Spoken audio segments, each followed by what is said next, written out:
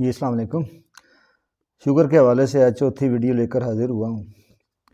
Doctor Wasim साहब के हिदायत के मुताबिक शेयरिंग हो रही थी, तो आज हम देखेंगे कि क्या खाएं और क्या ना खाएं। तो ग़िज़ा के आम तौर पर तीन हिस्से हम करते हैं, कार्बोहाइड्रेट्स है, फैट्स है, प्रोटीन है। तो उस हवाले से डॉक्टर साहब की जो हिदायत थी, डॉक्टर वसीम साहब की, उसमें यह होता है कि आपने कार्बोहाइड्रेट्स को कम से कम करना है। अब कार्बोहाइड्रेट्स में हमारे आम लोगों को कोई नहीं पता होता, पढ़े लिखे लोगों को तो पता है, लेकिन एक कॉमन मैन को कोई नहीं पता होता। वो कहते हैं जी हमने तो कभी चीनी भी नहीं खाई, मीठा नहीं खाया, फिर भी शुगर कम नहीं होती।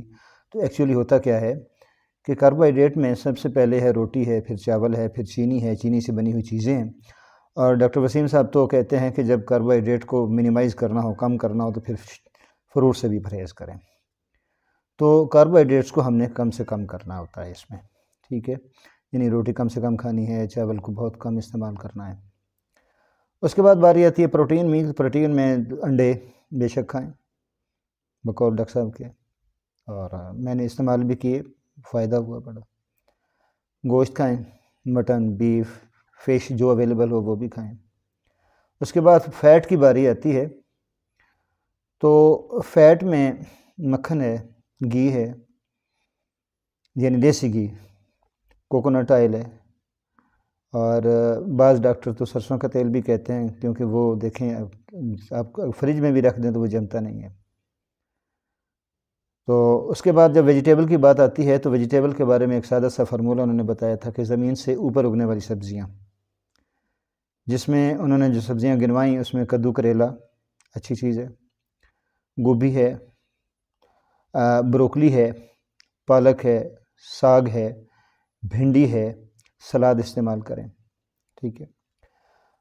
अब ये तो मेन तीन किस्म की जो खुराकें हैं उसके बारे में उन्होंने हिदायत दे दी।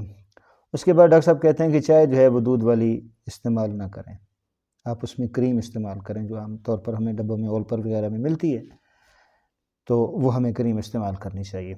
ड्राई फ्रूट की जब बात आती है, तो सबसे अच्छे जो ड्राई फ्रूट हैं शुगर के हवाले से अखरोट और बादाम है।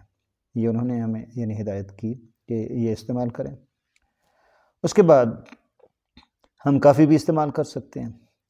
काफ़ी के साथ उन्होंने ये कहा था एप्पल सिडर विनेगर, ये आम बाज़ार में अच्छे स्टोरों से मिलता है। तो ये अगर इस्तेमाल किया जाए तो इंसुलिन रेजिस्टेंस के लिए इसे बड़ा अच्छा समझा जाता है। इसको इस्तेमाल आप सैलड पे भी कर सकते हैं, सैलड पे डाल के कर सकते हैं आराम से। जब ये ग़िज़ाएँ बंदा इस तरीके से इस्तेमाल करता है, तो डॉक्टर साहब कहते हैं कि इलेक्ट्रोलाइट्स, जो जिस्म के अंदर नमकियात का कोई तवाज़न है, उसमें गड़बड़ होती है। तो उस तवाज़न को पूरा करने के लिए वो कहते हैं कि पिंक साल्ट, अगर आपको चकवाल से अवेलेबल है, पिंक साल्ट बड़ा आराम से मिल जाता है, वरना अच्छे स्टोरों पे पैकेट्स में मिलता है। पिंक साल्ट आप इस्तेमाल करें, यानी वो पानी में घोल कर आधा चमचा, पौना चमचा वो आप दिन को पिएँ, ताकि ये इलेक्ट्रोलाइट्स का जो तवाज़न ख़राब होता है इस डाइट की तब्दीली से, वो उसके साथ पूरा हो जाता है। तो ये खुराक के लिहाज से इन चीज़ों को अगर आप मामूल बनाएं, तो आई होप कि बहुत बेहतरी होगी इंशाल्लाह। बाकी अगली 5वीं वीडियो के साथ। Thank you very much.